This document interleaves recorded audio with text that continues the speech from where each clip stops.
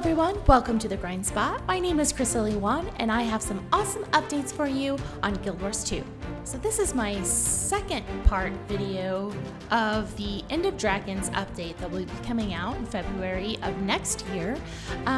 They had a live stream on the 27th of July with first looks on what we will have, or some of the things we'll have, in the End of Dragons update. So we get a new guild hall called the Island of Reflection.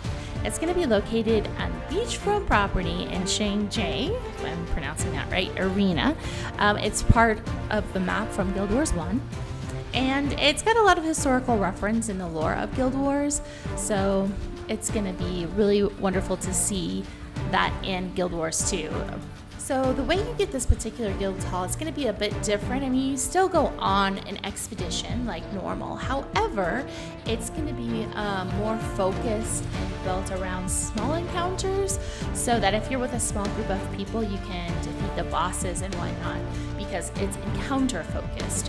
But so that's going to be great for some guilds just starting up if they don't, have a whole bunch of people. So I'm excited about that. Also, the hall is going to have a lot of water for fishing and skiffs, and it's beautiful, so I'll probably be spending a lot of time there. Hopefully I can get one or get on a guild with one, I don't know. But also during the acquisition process there's actually a story behind it too, so that'll be definitely interesting to hear and learn about. So the next thing we do have coming up though is Elite Specializations, and if you have been playing Guild Wars, you know that every class, to my knowledge, most of every class has at least two that we got, one with Heart of Thorns, another with Path of Fire. But we're going to be getting a new Elite Specialization, which most of us are happy to hear about that.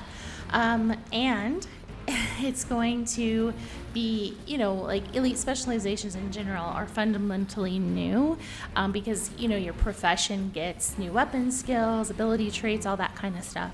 But in this particular End of Dragons expansion, they're going to be very much inspired by Cantha and the lore in End of Dragons and Cantha and whatnot.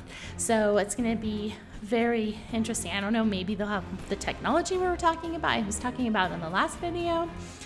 I don't know, we'll see. Hopefully they'll give us more information about that, but they are going to be releasing them before, we're going to be able to see them before the actual release of End of Dragons.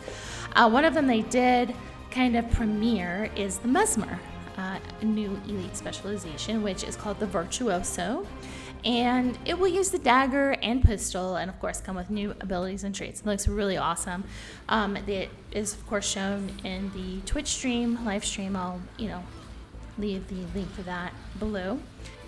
But it's not just the MESMER that's also going to get the Elite Specializations. Like I said, there's going to be every class is going to get them. So what they're going to do is they have 4 Elite beta events planned leading up to End of Dragons. 3 of the events, I believe, will include 1, and then the 4th one will have 9 new Elite Specializations. And also the Siege Turtle. What that means is they're going to be in beta, right? But it's going to be available for everyone. Everyone can play these new classes, these new specializations for a time, and even free-to-play accounts. So it's not like you're going to be able to play all of them at once. I think they're going to have betas periodically, from now until, I don't know, the next few months. But the first one does start on August 17th to August 21st. So that's right around the corner. That's not too far away. And like I said, everybody can get in and try the MESMER, Virtuoso Specialization. So that's going to be very fun, and I hope to do that for sure. Another thing we have coming is updated, well, not updated, more like new strike missions. They are going to be challenging Tin Mountain encounters. So they're adding challenge mode difficulty to each End of Dragon strike mission. It's not just going to be you go into the strike mission and do the strike and that's it. There's actually going to be, some challenge modes introduced into it. But they said it's going to be introduced shortly after launch. So I don't know that it's going to come directly right at launch, but shortly after. So along with that, they also revamped the reward system for strike missions. They wanted to simplify it and kind of make them standardized. From what I understand, they want to standardize them across the game, not just for this particular expansion.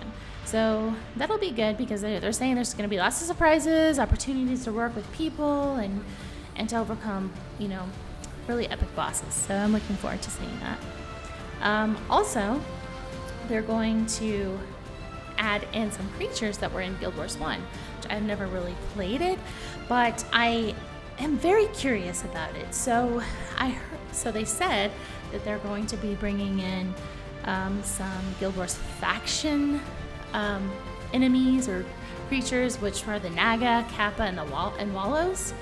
Of course, they've been updated for Guild Wars 2 graphics and visuals, but there's also going to be a reworking and scaling of creatures. So instead of just getting health, they'll get abilities as well. And I'm not sure if this is just applying to these guys or if there's something they're going to be doing in End of Dragons for most of the, creatures or enemies or whatever. But definitely mentioned that. So it'll be really great to see these particular faction enemies. Alliances are coming to World versus World. This was something that was in the original game, Guild Wars, but now it's returning. So it's not really new. It's actually returning to World versus World. And we're going to be seeing a beta of this coming this summer, where it's going to be relying on balanced experiences and matchups to form teams as opposed to just like server linking. That's what it's currently doing. They switched them around with all the different servers, and so you're matched up with other servers, and that's what they've been doing. But unfortunately with that, there's times when there's like no groups going for you to get involved with, so the maps look really empty. So this is an opportunity for them to kind of make it to where, in the middle of the day when there's people who want to play, but they're spread over all these different servers or whatever, they can all kind of hopefully come into one map and all play together. So by doing that, again, hopefully it'll make the maps full throughout the day and night, no matter what it is. So we'll have to see, because they talked about doing it through guilds and different things like that. So I don't know. They were not quite clear on exactly how it's going, other than they're saying it's going to be a matchup that's balanced. So with alliances. So I don't know. It does seem like, though, they want to work with players to make sure that things are going in the right directions. So it's coming out beta first. So it's kind of like a trial run. Okay, is this really going to work? But everybody is excited about updating, the World versus World, because it is a core element. It's a core game mode of, Guild Wars 2, and everybody, I didn't even think I would like it, and I went in there, I'm like, okay, let's see, and then I was like, wow, this is kind of fun. So it will be interesting to see how that works out, but I'm glad that they are listening to the community and they want feedback from the community, so they're starting with the beta rollout first, so that's good news. So, along with that, they're also working towards client performance optimization. Woohoo! Can everybody give a threesome? Can everybody say cheers? Let's do a Troya dance right there, because we need better frame rates. So the devs have heard us, the community, and they do agree the game needs better frame rates. So they are going to actively upgrade the engine from DirectX 9 to DirectX 11, which is huge.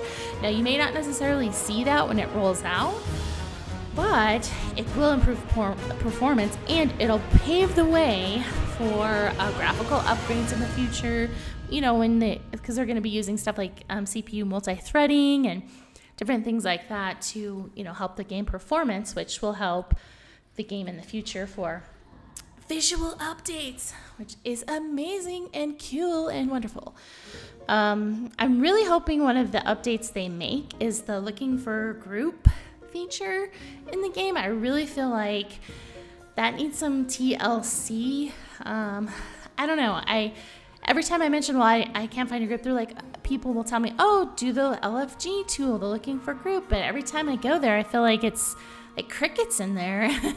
So I'm really hoping they can kind of come up with something for that. I'm not really even sure that's on their radar, but it would be great for some kind of a revamp on that.